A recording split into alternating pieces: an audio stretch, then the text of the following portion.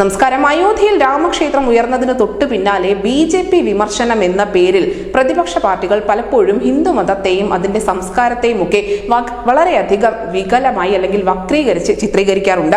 അതിന്റെ ഏറ്റവും ഒടുവിലത്തെ ഉദാഹരണമാണ് ഭഗവാൻ ശ്രീരാമൻ മാംസാഹാരിയായിരുന്നു എന്നും മൃഗങ്ങളെ വേട്ടയാടിയിരുന്നു എന്നുമുള്ള NCP ശരത് പവാർ വിഭാഗത്തിന്റെ MLA ആയ ജിതേന്ദ്ര അവാർഡ് നടത്തിയ ഒരു പരാമർശം. എന്തായാലും ഈ പരാമർശം മഹാരാഷ്ട്രയിൽ വലിയ വിവാദമായിരുന്നു.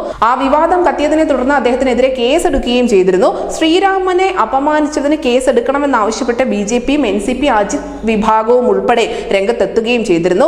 എന്തായാലും അദ്ദേഹം ഇതിനെ ന്യായീകരിക്കുന്നത് വസ്തുതകളുടെ അടിസ്ഥാനത്തിലാണ് താൻ സംസാരിച്ചിട്ടുള്ളത് എന്നാണ്.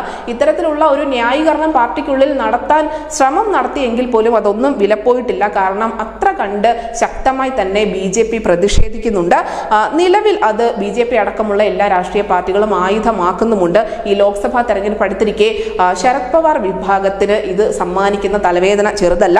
കഴിഞ്ഞ ബുധനാഴ്ച ഹൃദ്യയിൽ പാർട്ടി പരിപാടിക്കിടെയായിരുന്നു വിവാദപരമായ ഈ പ്രസ്താവന ഉണ്ടായത്. ഹൈന്ദവരിൽ മാംസാഹാരം കഴിക്കുന്ന ബഹുജൻ വിഭാഗത്തിൽപ്പെട്ട ആളാണ് ശ്രീരാമൻ. മൃഗങ്ങളെ വേട്ടയാടി ഭക്ഷിച്ചിരുന്ന ആളാണ്.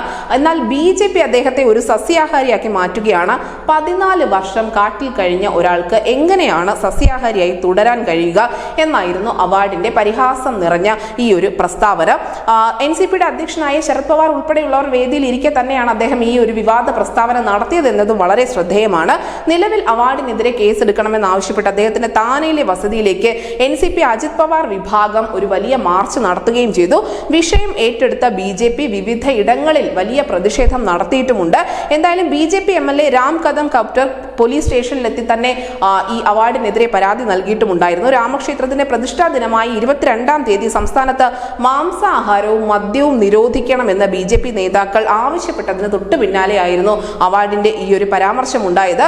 എന്തായാലും അദ്ദേഹം ഇതിനെ വസ്തുതകളുടെ അടിസ്ഥാനത്തിൽ ന്യായീകരിക്കാൻ ശ്രമിക്കുന്നുണ്ട് എങ്കിൽ പോലും ഇതൊരു രാഷ്ട്രീയ ആയുധമാക്കി തന്നെ മുന്നോട്ട് പോവുകയാണ് മഹാരാഷ്ട്രയിലെ BJP. ന്യൂസ് ഡെസ്ക് ന്യൂസിന്റെ മലയാളം.